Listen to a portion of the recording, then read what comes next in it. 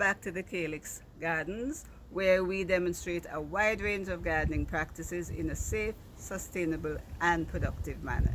And today we are going to show you how we utilize a small garden space, something equivalent to what you may have in your home garden if you're living in an urban area. Our space here is approximately 200-250 square feet. Here, I'll show you. On this side, it's bounded by a relatively high retaining wall. Let's assume the neighbor is next door. So you utilize this spot for containers. In this area, we have put our orchids in containers, but you may be planting some vegetables in your container. And you see you have your croton there for privacy. On the other wall, that's the access wall. And as we look around, you will see other things that we have put in this garden. Basically, things that we like to use and that bring value to our garden. You'll see a guava tree. This is a relatively new variety. It's quite a large guava. And because we like guava so much, this is an immature fruit. You see the size? It's a lovely thick flesh guava, but unfortunately it does have its pest problems, which we will discuss in another episode. This is a pink guava, and we have less problems with the pink guava. Very nice fruit. And our pride and joy, established about 2 years ago, is our grape arbor. We got lovely fruits from it last year, and we're hoping for the same thing this year. But it's an area where you come, you can have a book you read, your children can be doing their homework. So in your backyard, if this is the available space and you need to use it for several purposes, you can consider your food in containers, your flowers, as well as privacy, relaxation. When we started out with a lovely lawn, but during the last drought, and especially with so many trees feeding from this area, we had drought problems. So we decided, let us introduce some food beds, which of course we will mulch, we'll keep it watered, and this is an additional source of food for the home. We've grown several crops here in previous months. We've successfully grown tomatoes and corn. This is the third cycle, and for this we decided to do mixed cropping. We selected 3 crops: pak choy, string beans, and in the corner here you'll see a recently planted series of corn. Now, because the space is relatively small, you really wouldn't expect 3 crops. You would not normally plant 3 crops in such a small bed. But if you understand the growing cycle and the space requirement of your crops, you will know how to mix and intercrop. Now, the pak choy requires about 18 inches in all directions, and so does a planting of 2 or 3 string beans in a root. The corn requires about 2 feet by 3 feet with 3 plants in the root. But if you sequence the planting time, so we planted pak choy from seedlings and the string beans from seeds. Within 6 weeks this is ready. We will be reaping that today. I will show you what the space looks like after we remove that. And after we remove the pak choy, the string beans will have a little bit more space, so that the flowers you see there will be able to develop into string bean pods in about 2 weeks, and we'll come back and show you that. So harvest your pak choy within 6 weeks, and the string beans within 3 weeks after that. And easy enough to harvest your pak choy. You just pull it up, cut this section, put it back in the soil, put it back in the bed to mulch the soil. So you see how easy that is? And they're lovely pak choy.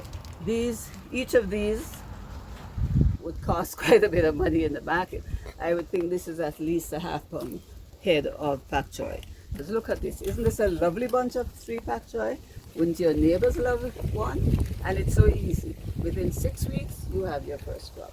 So let's put this aside and see the space that was freed up. So now the pak choys, the string beans, oh, look at the blooms on this one. Absolutely amazing. We'll get a good crop of string beans from that. The corn now will have more sunlight coming in, and shortly, I would say in about 2 weeks, should be up another foot. By the time, and the corn will not be a problem to the string beans because it's almost finished. It's bearing cycle. Alright, so this is an example of intercropping, phase planting in one bed. We have another option for intercropping here in the calyx garden that we can show you. So come along with me. Okay, another example of mixed cropping in the calyx garden. This is our front garden, and whereas most persons would plant their pretty flowers in the garden and leave the front garden just for flowers, we know better than that, don't we? We need to maximize every available space, especially if you're limited in space. So this front garden bed, we have been cycling in vegetables in between our lovely flowers. You can see we have quite a selection. Pride of Barbados, various hibiscuses, lilies, but they're not yet ready. So at the current set of crops now, which are ready for harvesting, cabbage. This is the last of about 6 cabbages that were interspersed. A lot of sweet peppers. I think we have 10 sweet pepper plants, which is more than enough for a small family. Some are ready. You could see them at different stages. This is the first one on this plant, and the younger ones in succession. So the combination of sweet peppers, hibiscus, is quite a lovely combination. Sweet pepper is a very attractive plant, so it goes very well in a flowers garden, and you have the bonus of the lovely sweet pepper. Fresh, and there's nothing to beat a freshly picked sweet pepper. It is so fragrant, cannot be beat, does not compare. The supermarket pepper cannot compare. How do you know when a sweet pepper is ready for reaping? The shape, it's nice and filled out, and it's firm. I could squeeze this and it does not move. Now you see the size of this stem, whereas you can pop it off. If you do that, you will injure the plant and reduce its subsequent bearing. So always take a cutter, cut it, and this is your perfect block shape sweet pepper.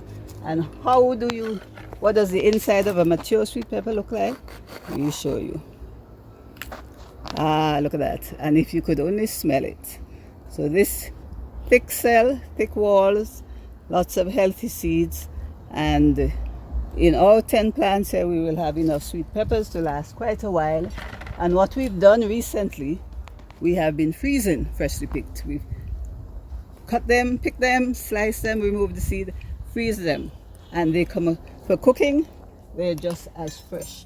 So today we will be reaping all of those that are ready that are mature and ready, and because it's too much for us to use fresh, we will be cutting these in slices and freezing. So this extends your crop, and we do this with almost anything here in the garden, with the tomatoes, the peppers, the green bananas, almost anything. So just want to show you this lovely lilac color, one of many in the garden. Hibiscus is becoming my favorite now. You'll see I'm trying to propagate. For another episode, we'll show you the results of this. That's circumposing. And we look forward. We have about 5 colors here. And they really, because they bloom year round, there's no seasonal bearing with it. We really do love how it makes the garden pop. This is a lovely white one with a red center. This episode is not about hibiscus. So let's get back to our main reason for being here, to show you that your combination of food and flowers is really adorable in your front garden, plus the bonus of having extended your space that's available for food for your family. So I hope you can look at your small space, get your ideas. You don't have to sacrifice beauty for food. You can mix your flowers, your fruits, your vegetables, your herbs in pots. And as we go along, we will show you how we do that here in the garden. So Happy gardening. Bye-bye. And don't forget to subscribe, tell your friends about it, and check out Calyx books.